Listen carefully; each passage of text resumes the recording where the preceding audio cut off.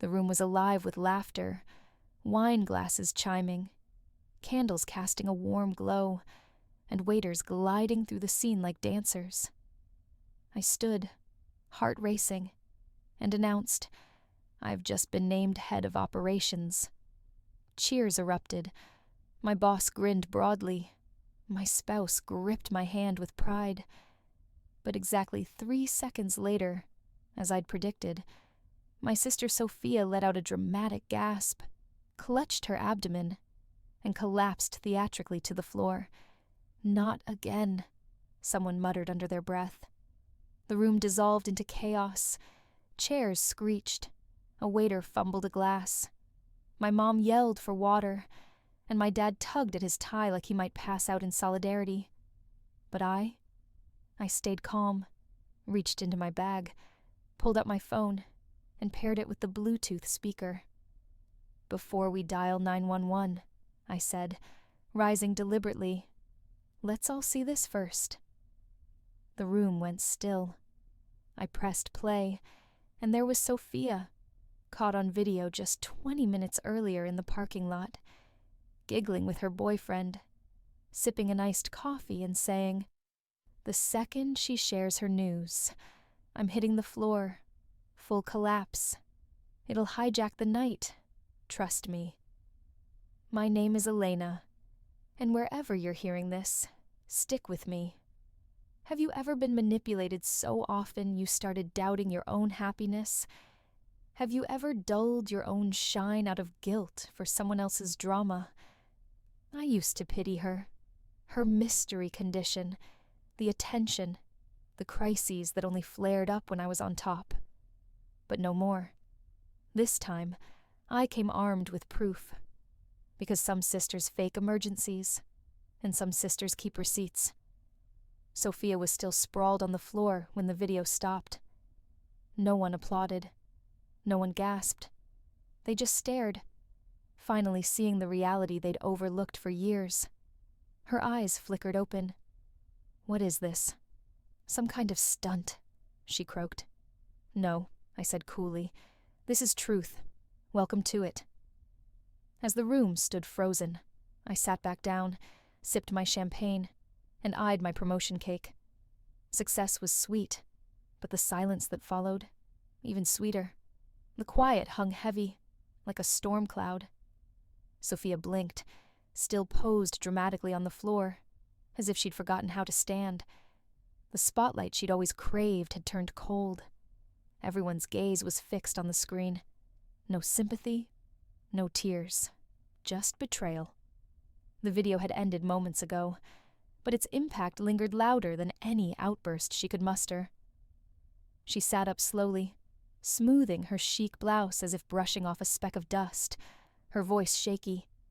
"I was kidding," she stammered. "You actually recorded me, Elena. That's messed up." "No," I replied, leaning back in my chair, unbothered. "What's messed up is you faking a collapse every time I win." My mother stepped forward, still clutching the napkin from the earlier commotion. "Sweetheart, was that really you in the video?" "Yes, Mom," I said, my voice steady. I said, "That was recorded 5 minutes before dinner, right before she parked in a handicapped spot she doesn't need, smiling the whole way in." Sophia's boyfriend looked like he wanted to melt into the floor. He stayed silent. He didn't need to speak. He was in the video too, chuckling, egging her on. "The drama's part of her charm," he'd said. "You've got to nail the timing." Sophia tried to stand, swaying as if still playing her role. "Everyone here knows I've been battling chronic issues for years," she said, her voice sharp and defensive. "Not everything revolves around you, Elena." I laughed, not out of spite, but because I was done. "You're right," I said. "Tonight wasn't supposed to be about you, but you made it that way." I turned to the table of executives from my company. Their eyes narrowed as they processed the scene. My boss raised his glass and said softly, "To Elena, always prepared. A few people let out quiet laughs. Sophia's face drained of color. For once, her theatrics hadn't stolen the spotlight. They'd handed it to me. 5 minutes later, she stormed out, dragging her mortified boyfriend behind her like a discarded prop. The moment the door swung shut, the room exhaled. Laughter bubbled up, wine flowed, and my father, quiet and doubtful for years, clinked his glass against mine. "I'm sorry we let her do that to you for so long," he said. I nodded, swallowing tears. It was the first time anyone in the family had acknowledged it. But this was just the beginning. Sophia didn't know it yet, but that video was only one of many. The next morning, she blocked me. Texts, social media, even email. A full digital meltdown. Exactly as I'd expected from someone whose favorite trick had just been exposed. But blocking me wouldn't stop what was coming. That video didn't just reveal her, it unlocked something. Messages started trickling in, quiet and private, from people I hadn't spoken to in years. Cousins, old friends, even one of Sophia's exes. They all said the same thing. I saw the video. I've been waiting for someone to call her out. They shared stories. Too many stories. How she faked a panic attack at a friend's baby shower because the attention wasn't on her. How she fainted at Grandma's memorial because I was chosen to give the eulogy. How she once told a friend's fiancé she had early signs of MS to derail his proposal.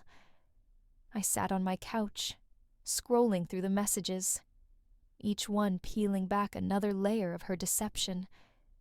With every story, I stopped feeling like the villain in her play. I became the archivist of her chaos. I was done letting her control the narrative.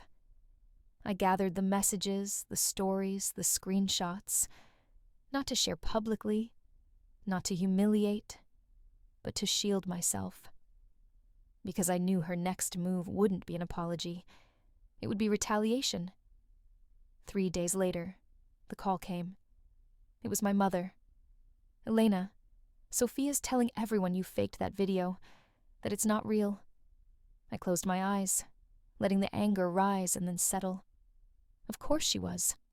Truth didn't fit her world, so she twisted it until people questioned what they'd seen. "Do you believe her?" I asked quietly. My mother paused, then said, "No, not anymore." That silence between us. It was 20 years of being told I was too sensitive, and it finally shattered. "Good," I said, "because I've got more where that came from." She gasped, "Elena, are you going to destroy her?" I glanced at the folder on my desk, filled with carefully saved evidence of the chaos I didn't cause, but was always expected to clean up. "No," I said. "No," I said. "I'm not going to ruin her. I'm going to let her ruin herself this time, in front of everyone." It didn't take long for Sophia's version of the story to spread. She claimed I'd doctored the video, that I'd set her up, that I'd always been envious of her. I watched it unfold in real time. Group chats buzzing, distant relatives liking her vague woe-is-me posts, old friends sliding back into her orbit like she hadn't betrayed them years ago. But this time, no one called to ask for my side. I'd already shown it, on video, undeniable, backed by proof. Her meltdown wasn't getting the usual reaction. No sympathy cards, no bouquets, just silence. And that silence drove her to unravel.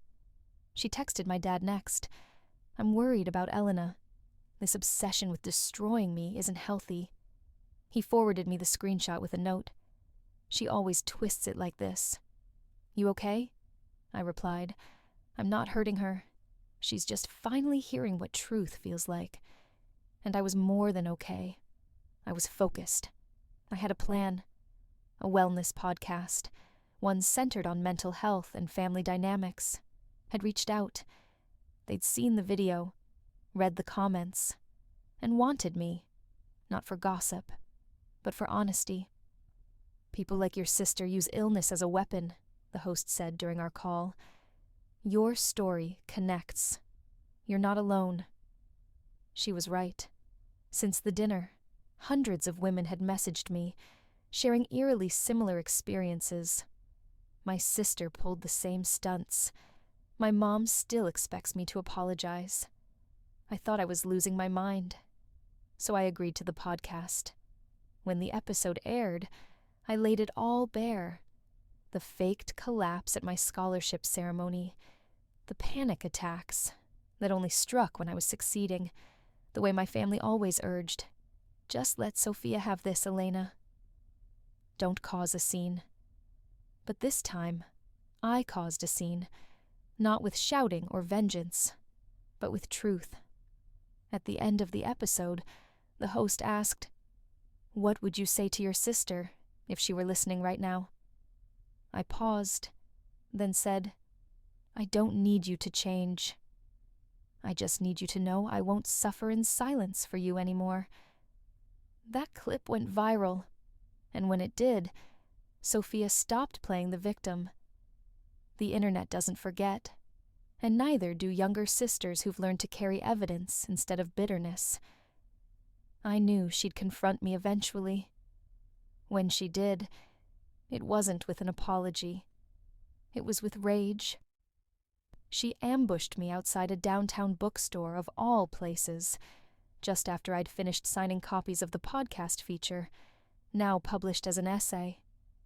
The line of readers had stretched around the block. Sophia waited until the last person left. "Elena," she hissed, sunglasses on despite the cloudy sky, "you need to stop this." I looked at her. Really looked. She was coming apart. Her hair was pulled too tight, her lipstick uneven, her designer bag dangling off her arm like a costume that no longer fit. "I haven't mentioned your name once," I said. "You're the one confirming it's about you." "Don't act innocent," she snapped. "You humiliated me in front of our entire family." "No," I said, crossing my arms. "You humiliated yourself. I just showed the proof." She stepped closer, her voice low and venomous. "You think you're some kind of hero now? Just because you got lucky with a video?" "Not lucky," I said, my voice steady. "Prepared," she scoffed. "You've always been so obsessed with being in control. You think this makes you strong?" I took a deep breath and said the words I never thought I'd say. "No," I said, my voice steady. "I don't want power over you, Sophia. I just don't want to live in your shadow anymore." She blinked, her mouth frozen for once. This wasn't about the video, the dinner, or the podcast. It was about finally voicing what I'd buried for years. Her chaos wasn't my burden. Her pain wasn't a blank check to erase mine, and I could love her from a distance she couldn't reach. "You've torn our family apart," she whispered. "No," I replied. "I just stopped letting you tear me apart." She had no response. She turned and walked away, and for the first time, I didn't follow. Healing isn't a grand speech. It's a boundary, and mine was finally set in stone. That night, I tucked my phone into a drawer, lit a candle, and sipped tea. No recordings, no proof, no audience, just peace. The kind that doesn't need validation. My story wasn't about exposing Sophia anymore. It was about reclaiming Elena. My mother called next, her voice strained, rehearsed. "Elena," she said, "can we talk?" "Just us?" I almost didn't answer, but the part of me still hoping to be seen, the child in me, picked up. She didn't mince words. "Your sister's struggling. She hasn't left the house. She feels attacked." I closed my eyes, counted to 3. "Mom, she was hit by her own arrow." She sighed, as if this were a game. You've made your point. Do you want to lose your family over this? There it was. Not, I'm sorry we let her steal your moments. Not, I wish we'd protected your happiness. But the usual. Your boundaries are the problem. I leaned back, staring at the ceiling. Do you think I want to lose my family? I asked. Do you know how many times I dimmed my own light to keep this fragile thing patched together? Elena, it's not that simple. Yes, Mom, it is. Every time I had a victory, Sophia found a way to collapse into it. Every time. And you all told me to understand, to share, to be patient. I paused. Did you ever once tell her to stop? Silence. I kept going. She's not the victim here. She just hates that I stopped playing her understudy in her one-woman show. More silence. Then quietly, she said, she doesn't know who you are anymore. I smiled. Good. That means I've finally changed. For the first time, I wasn't begging to be heard. I was letting them sit in their own echo chamber and figure it out. We ended the call civilly, but that night, my cousin sent me a screenshot of a family group chat I'd never been part of. Sophia had left it. My mother had gone quiet. Someone wrote, honestly, Elena was right. 3 words, nothing dramatic, but they hit harder than any spotlight. I closed the message and sat with it, not in victory, but in truth. I wasn't trying to destroy Sophia. I just stopped letting her destroy me. It happened quietly, on a Wednesday. I was leaving a community center after speaking on a panel about emotional boundaries when I found a note tucked under my windshield, folded neatly. No name. Just one sentence. I'm sorry. I don't know who I am without being the one who hurts you. I knew the handwriting. Sophia's wild, looping scrawl, beautiful and frantic, just like her. I stared at it, not with anger, but with a calm that comes when the storm finally runs out of wreckage to hurl. It wasn't a trap. It was a confession. She'd built her identity on overshadowing mine, crumbling when I soared, mourning when I thrived, suffocating me with 1,000 small crises no one dared question. Now, with my boundaries drawn, she had nothing left to pull from. I didn't text her. I didn't post the note. I didn't even tell my mother. I folded it, slipped it into my desk drawer beside old family photos I'd once kept out of guilt, and moved on. That night, I sat with my daughter on the couch, helping her rehearse a school speech. What's it about? I asked. Standing up for yourself, she said, even if it makes people uneasy. I smiled. That's powerful, she grinned. I learned it from you. That was the moment I knew the cycle was broken. I hadn't just protected my own joy. I'd taught the next generation how to claim hers. Across town, I pictured Sophia staring at her phone, watching her likes dwindle, her messages slow to a trickle, her drama-fueled identity peeling away. I didn't feel pity. I felt peace.